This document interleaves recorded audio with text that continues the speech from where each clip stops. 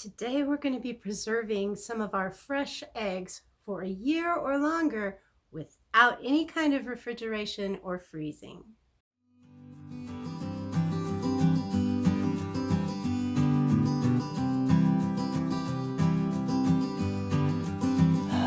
Thank God for coffee.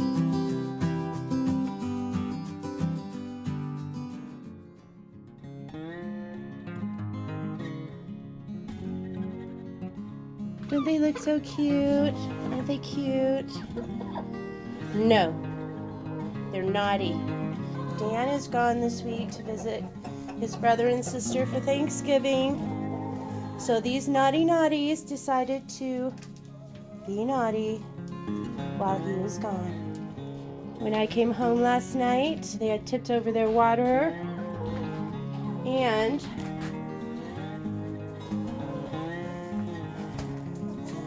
the entire floor right here was full of wet litter. So now I've gotten the wet litter out and I'm gonna have to put new litter down.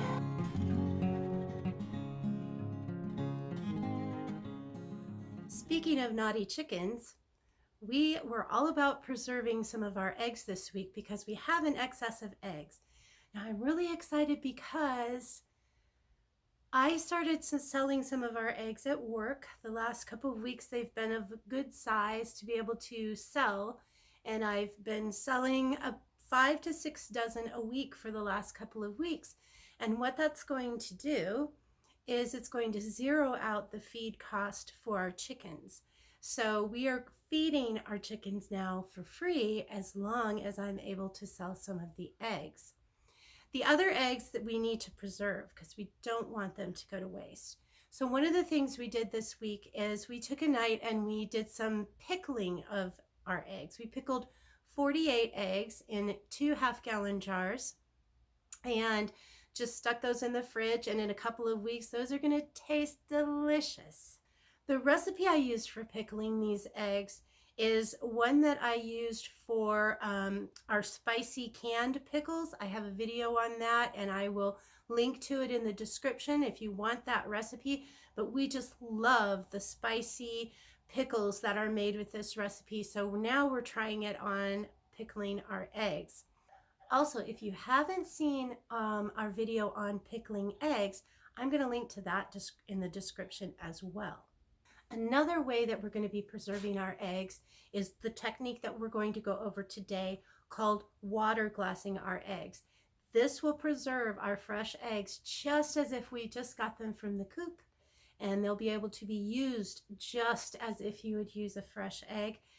Requires no refrigeration, no freezing, and it's very, very simple. It's an age-old technique. It's been used for many, many decades, back when people didn't have refrigeration or freezing capabilities. This is how they preserved their eggs. There are a couple different ways that you can water glass eggs, a couple different substances that you can use. The one I'm using today is pickling lime. Now, it's also known as like hydrated lime. It's also known as slaked lime.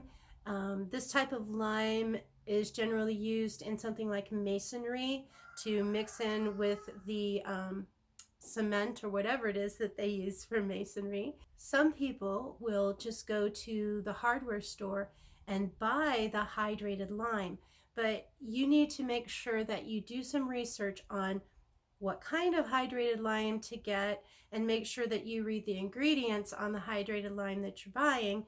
You can buy it a lot cheaper that way, but let me tell you, if you use pickling lime, you can buy it at the grocery store. It's like 99 cents for a 16-ounce bag. And to me, that's worth knowing that it's food safe. So I am just using the regular pickling lime that you can buy in the store. The first thing we want to do is measure out our pickling lime.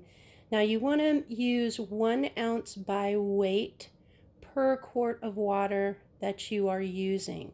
So pickling, this is 16 ounces. It comes in a 16 ounce by weight bag. So we're going to use our food scale to measure out what we need. I'm going to be putting in, because I want some room for the eggs to take up space, I'm going to be putting in about 3 quarts of water into this jar. So I will need 3 ounces by weight of my pickling lime. We're going to hit our tare button to zero out our bowl.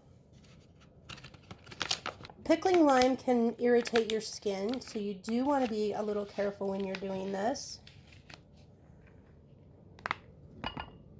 And it's very, very powdery. So there we have our 3 ounces by weight of pickling lime. Now I'm using a canning funnel just to get this carefully into our jar.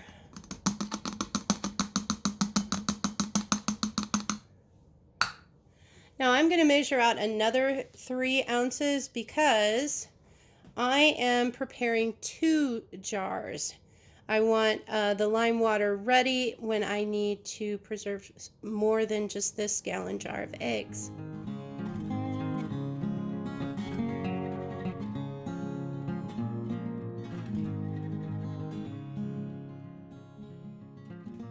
Now we're going to add some water to our jars. Now it's important to use the right kind of water.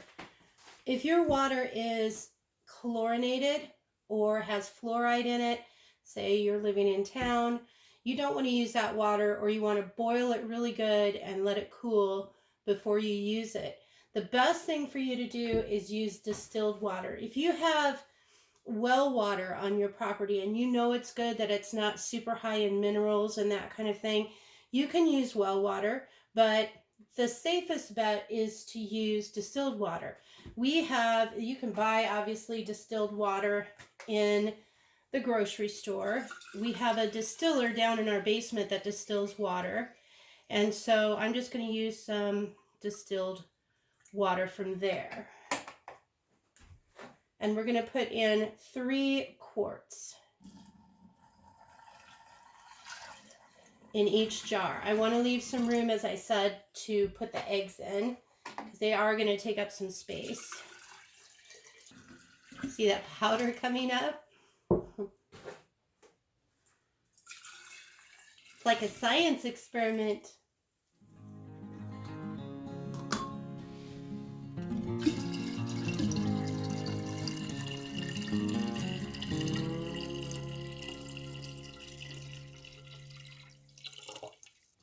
Now we're going to stir this up until the lime is dissolved.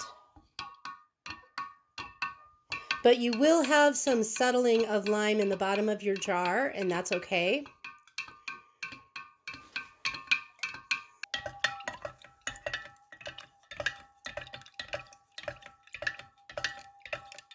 Now let's talk about what eggs you can use for water glassing. You cannot use store-bought eggs, and you can only use fresh, unwashed eggs from your chickens, and they have to be clean.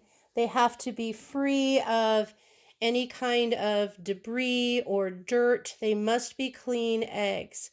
The reason you can't, like clean off some dirt or rub off some dirt or anything like that, or you will destroy the bloom of the egg. When the hen lays the egg, they lay it with a coating on it to preserve the egg. However, it is still porous. What our lime water is going to do is completely seal the egg so that it's not porous, and it completely seals the bloom on top of the egg. Anytime you wash an egg, you need to put it in the refrigerator. Otherwise, an egg that you haven't washed can stay out on the counter for up to 30 days, and it's just fine. Also, you need to carefully inspect your eggs for any cracks. You can't have any cracks or bits of shell or anything like that on your egg. If you get a cracked egg in there, the whole batch is bad. You want to be really gentle when you're doing this. You don't want to crack the egg. So I'm just using my wooden spoon to gently let that egg go down into the water.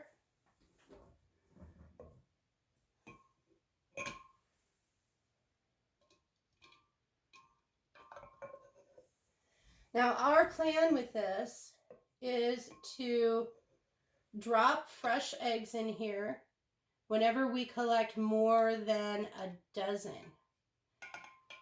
That will give us 5 dozen a week to sell and 2 dozen fresh to use ourselves. And then our excess will be preserved. And I'm seeing that I might have to remove some of the lime water eventually because of the space the eggs are taking up, but we'll just have to see how it goes. Let's talk a little bit about covering our jars. You do not want to use, I won't use a metal lid on these. If you have a lid that was coated, for example, this is a pickle jar. If I had the coated lid, which I do not, I could probably use that just fine. But this older gallon jar had this lid on it. So we will not be using that lid. What we're going to be doing is just using a few layers of plastic wrap. We want to make sure that it's just sealed, that nothing's going to get in there.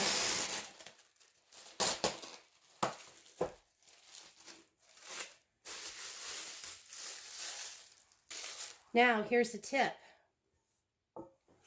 When you go to the grocery store and you buy some vegetables, a lot of times they will be, say, broccoli stalks, and they'll have a rubber band on them.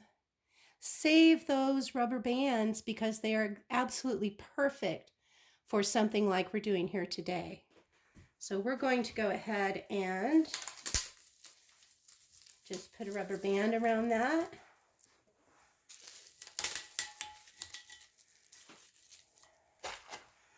Now we're going to store these in a cool, dark location. And again, these will be preserved for a year or more.